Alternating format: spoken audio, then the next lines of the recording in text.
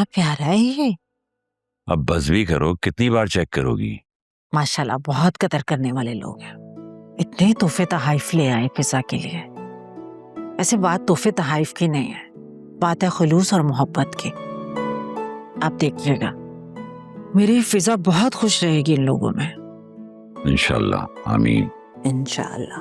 मैं तो सोच रही थी कि ये लोग बस मिलने आ रहे हैं, लेकिन वो तो पूरी बरी का एहतमाम करके ले आए। ठीक कह रही हो, लोग तो वाकई बहुत अच्छे हैं, बड़े खानदानी और रख रखाव वाले। तुम्हें वासे को भी बुला लेना चाहिए था, वो भी उन लोगों से मुलाकात कर लेता। अब तो अगले साल ही मुलाकात होगी उसकी। हाँ मैंने कहा था, लेकिन आपको तो पता है आलिया के ससुराल में क्या मसले मसाइल चल रहे हैं। आलिया कह रही थी कि अभी मैं अकेली आ जाऊंगी, वासे बाद में आके मिलने का। फिर तो उसने अपने ससुराल में भी जिक्र नहीं किया होगा। नहीं, कह रही थी कि जब अकरम जेल से वापस आ जाएगा ना तब बताऊंगी। असल में अकरम के जेल जाने का उन्होंने भी सबसे छुपाया हुआ है। चलो खैर है, बस अल्लाह जल्दी से मामलात निपटा दे तो मैं खुद आलिया के घर मिठाई लेकर जाऊंगा। हाँ ये मुनासिब रहेगा।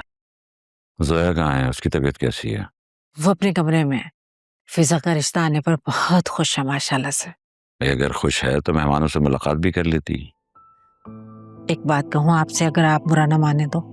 क्या कह रही हो, कह भी दो। मेरे ख्याल से हमें जोया के फैसले उस पर छोड़ देने चाहिए। किससे मिलना है, कब मिलना है, नहीं मिलना, ये अपने सारे फैसले वो खुद ले तो अच्छा है। क्या वो ये फैसला करने के लिए तैयार है? अगर वो तैयार नहीं भी है फैसले लेने के लिए तो उसे होना पड़ेगा। पूरी जिंदगी है उसकी, जिंदगी गुजारनी है, बेटी का साथ है, हम कब तक हैं उसके साथ? आज मरे कल दूसरा दिन, अब सारे फैसले उसे खुद ही लेने हैं अपने। शायद तुम ठीक कह रही हो, चलो ऐसे ही सही। बस मेरी बेटियां खुश रहें, मुझे और कुछ नहीं चाहिए। मैं ये फिजा के कमरे में रख के आ रही हूँ।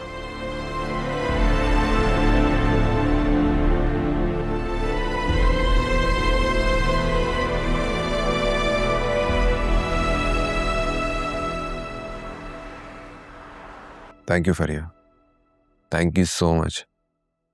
अगर तुम उस दिन हेल्प ना करती ना तो मैं अपने भाई को खो देता। तुम्हें अंदाजा नहीं है कि वो हॉस्पिटल में किस कंडीशन में था, उसकी बहुत हालत खराब थी। You're most welcome. लेकिन ऑनेस्टली मम्मी ने उस दिन कुछ ज्यादा ही बोल दिया था। I was so embarrassed. It's okay, it's fine. मैं आंटी की फ्रस्ट्रेशन समझ सकता हूँ। Oh God, उस दिन मम्मा ने जब तुम्हें कहा कि फरिया से तुम्हें शादी करनी पड़ेगी, तुम्हारा रिएक्शन देखने वाला था। I mean, जब भी मैं उसके बारे में सोचती हूँ इतनी हंसी आती है। But thank you so much कि तुमने आंटी को संभाला और समझाया। वरना क्या तुम मुझसे शादी करने के लिए एग्री कर जाते? फरिया, आई एम मैरिड ना, and you know it already, right? Right. I know. Mama these days, she's so unpredictable. Actually, cancer की वजह से वो काफी सेंटी सी रहती हैं। लेकिन मैंने उनको बहुत बातें सुनाई। वो इतनी शर्मिंदा सी हो गई थी वैसे तो। नहीं फरिया, देखो प्लीज, अब उन्हें मजीद बातें मत सुनाओ। वो उन्हें जो ठीक लगा उन्होंने वही कहा। It's okay, it's fine. तबीयत कैसी है उनकी? She is much better now. बस एक तो डॉक्टर के विजिट रह गए हैं, that's it. नहीं इंशाल्लाह उनका अब कैंसर उनका क्योर हो चुका होगा, तुम देखना। इंशाल्लाह, I hope so. But I am really happy for you, Wase.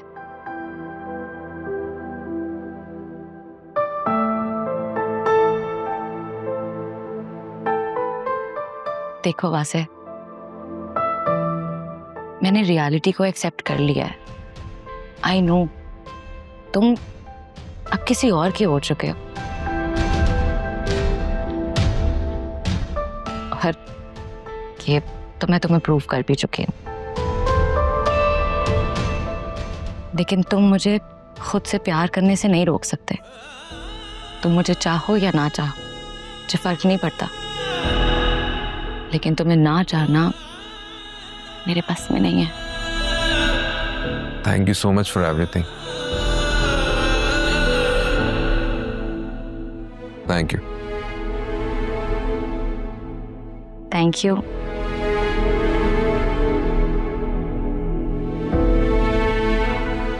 No actually I am really sorry.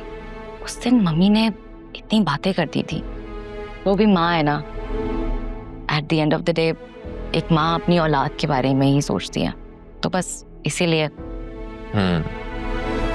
Don't worry, मैं पर्सनली उन्हें थैंक यू करने आऊँगा। तुम्हें लगता है सिर्फ थैंक यू से बात बन जाएगी? तुम्हें पेनल्टी पड़ेगी, तुम्हें अब मामा को डिनर पे लेकर जाना है। हाँ ठीक है, नो प्रॉब्लम। तुम जब कहोगे हम तब चलेंगे।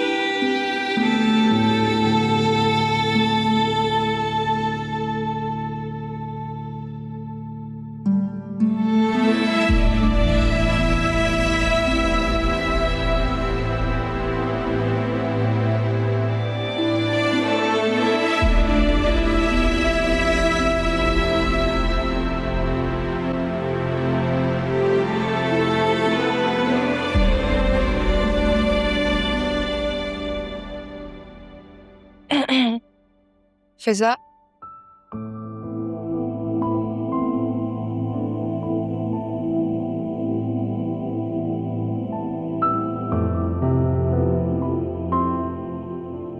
काफी महंगे गिफ्ट्स हैं,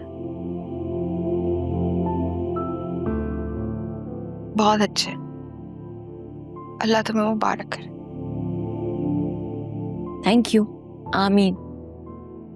आपकी तबीयत कैसी है?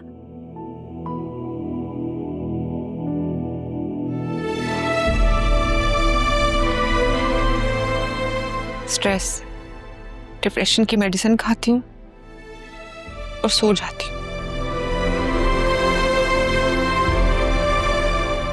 जब आँख खुलती है